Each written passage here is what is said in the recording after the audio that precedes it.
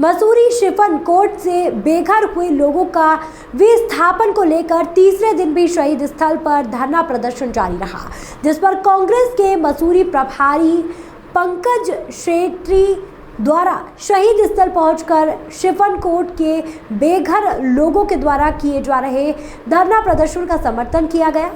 उन्होंने प्रदेश की भाजपा सरकार पर शिफन कोर्ट के लोगों को धोखा देने का गंभीर आरोप लगाया। उन्होंने कहा कि मुख्यमंत्री द्वारा शिफन कोर्ट के बेघर लोगों के आवास बनाए जाने को लेकर हंस फाउंडेशन के माध्यम से 5 करोड़ 32 लाख रुपए की हंस कॉलोनी बनाए जाने को लेकर स्वयं मुख्यमंत्री पुष्कर सिंह धामी, मसूरी विधायक कैबिनेट मंत्री गणेश जोशी और पालिका अध्यक्ष अनुज गुप्ता के द्वारा मसूरी के IDH में आवास बनाए जाने को लेकर शिलान्यास किया गया था, परंतु दुर्भाग्यवश मुख्यमंत्री के द्वारा किए गए शिलान्यास पर आज तक एक भी पत्थर नहीं लगाया गया है, जो दर्शाता है कि भाजपा की सरकार जो कहती है वह करती रही है। शिफन कोर्ट आवासहीन समिति के संरक्षक प्रदीप भंडारी ने कहा कि कैबिनेट मंत्री गणेश जोशी और पालिका अध्यक्ष अनुज गुप्ता में शिफन कोर्ट के बेघर लोगों को धोखा दिया। उन्होंने कहा कि 3 साल पहले शिफन कोर्ट को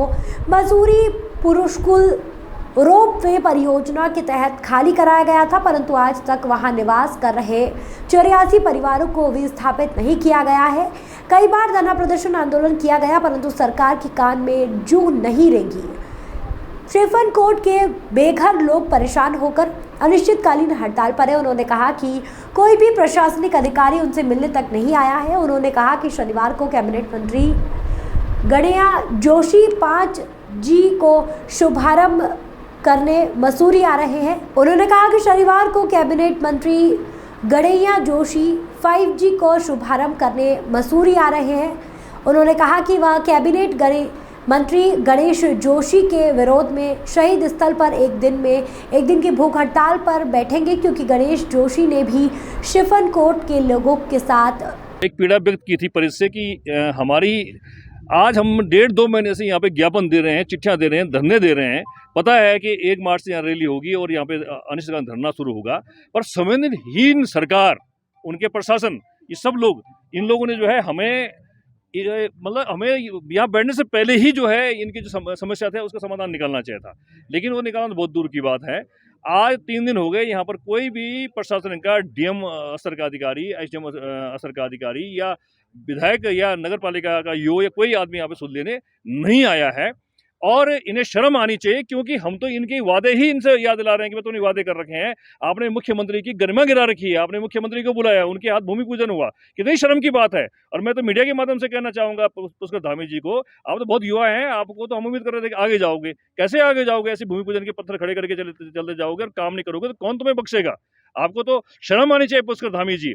आपको तो अपने DM को बुलाना चाहिए कि मैं वहाँ पे भूमि पूजन करके आया था, क्यों नहीं वहाँ पे आज तक जो है पत्थर लगा, क्यों नहीं वहाँ पे अब तक जो है दीवारें बनी, आवास बना। आपको पूछना चाहिए था, हमारे बैठने से पहले आपको शर्म आपको आनी चाहिए, क्योंकि यहाँ पर विधायक और अनुज गुप्ता जो अध्यक्ष है और ये आप लोग भूमि पूजन करके आए हैं और आज आप 1 साल 1.25 साल हो चुका है और आपने यहाँ पे पूछा भी नहीं है। और हम बैठे हैं तो हमें बैठने से पहले आपको जाना चाहिए था, पूछना चाहिए था कि भाई क्यों बैठ रहे हैं। बनाओ, आपके विधायक और नगर पालिका अध्यक्ष 18 दिन की बात बोल के आए थे और 3 साल हो गए, बहुत छलावा हो गया है, बहुत धोखे हो गए हैं। हम उठेंगे नहीं और हम अब जो है आर पार की लड़ाई लड़ेंगे। हम यहाँ से निश्चित तौर पे यहाँ जंग तो जीतेंगे जो ये, लेकिन जो मसूरी में जो ये नगर पालिका अध्यक्ष अनुज गुप्ता ने जो भ्रष्टाचार फैला रखा है, इसकी हम पूरी जांच की मांग करूंगा। मैं जांच की मांग करूंगा और मैं शासन से मांग करूंगा कि इनको तुरंत रिसीवर बिठाया जाए। ये 6 महीने में बच्ची मसूरी खत्म कर देगा और 6 महीने से पहले ही ये आदमी को हम पैदल करेंगे। इसकी रिसीवर की मांग करता हूँ मैं आज। पर कैबिनेट मंत्री गणेश जोशी मसूरी आ रहे हैं, तो हम इस मांग को लेकर के कि आप वादा निभाओ, जो हमारा यहाँ पे ये आंदोलन चल रहा है, यहाँ पर आइए और अपना वादा निभाइए। कल हम अगर यहाँ पे गणेश जोशी आ रहे हैं तो उनके आने के लिए यहाँ पे आने की मांग को लेकर के कल मैं यहाँ पे अनशन में बैठूंगा। कल मैं अनशन करूंगा दिन भर कि आप यहाँ पर आकर करके अपना वादा पूरा कीजिए, अपनी बात बताइए कि आपने भूमि पूजन किया था उसका क्या हुआ, आप यहाँ पर आइए। इस मांग को लेकर के मैं अनशन करूंगा दिन भर यहाँ पर। कांग्रेस की भूमिका हमेशा यही रही है कि चोर उचक्कों को और इनको चिन्हित करके इनका विरोध करना और समाज के आगे इनकी जो छवि है उसको उजागर करना और सत्य को सामने लाना। अभी देखिए, मैं आपको बता रहा हूँ, जितने भी यहाँ पर अभी घोटाले हो रहे, सबसे बड़े घोटाले में आपको पालिका का नाम सामने आएगा और पालिका अध्यक्ष ने चारों तरफ यहाँ पे जो भ्रष्टाचार मचा रखा है, इसको उजागर करना हमारा नैतिक कर्तव्य है। और क्योंकि भाजपा विधायक जो हैं यहाँ से मसूरी के, और जो मंत्री भी हैं, वो और पालिका अध्यक्ष की दोनों की मिलीभगत है। अगर दोनों की मिलीभगत नहीं होती तो आप बताइए शासन से कैसे ये प्रस्ताव पारित करा के ले आते हैं कि 30-30 साल का जो है यहाँ पर लीज का, इन्हें टेंडर का अधिकार दे दिया जाएगा। एक-एक व्यक्ति को 30-30 साल के लिए यहाँ पे झूलाघर से लेके, केम्प्टी से लेके तमाम जो मसूरी की धरोहर है, उन्हें बेचने का जो कृत्य इन्होंने किया है, वो बहुत शर्मनाक है। और इसके खिलाफ कांग्रेस पार्टी सड़क पर विरोध करेगी, सत्यता उजागर करेगी, और जरूरत पड़ेगी तो न्यायालय की शरण में जाकर भी इसका विरोध किया जाएगा। क्योंकि हमें पता है इसके पीछे आप 850 करोड़ रुपए का जो ट्रॉली का टेंडर है रोपवे का, वो आपको दिख रहा है, पर आपको वो नहीं दिख रहा है कि किस प्रकार से कोविड के दौरान बच्चे, बुजुर्ग, माताएं, बहनें, हमारे युवा साथी सड़कों पर यहाँ पर रहे, धक्के खाए, दर की ठोकरें खाई है। तो मैं कहना चाहता हूँ, थोड़ा सा आप डरिए, ये देवभूमि है, और दुर्बल को न सताइए, जाकी मोटी हाय, तो बच नहीं पाओगे आप दोनों।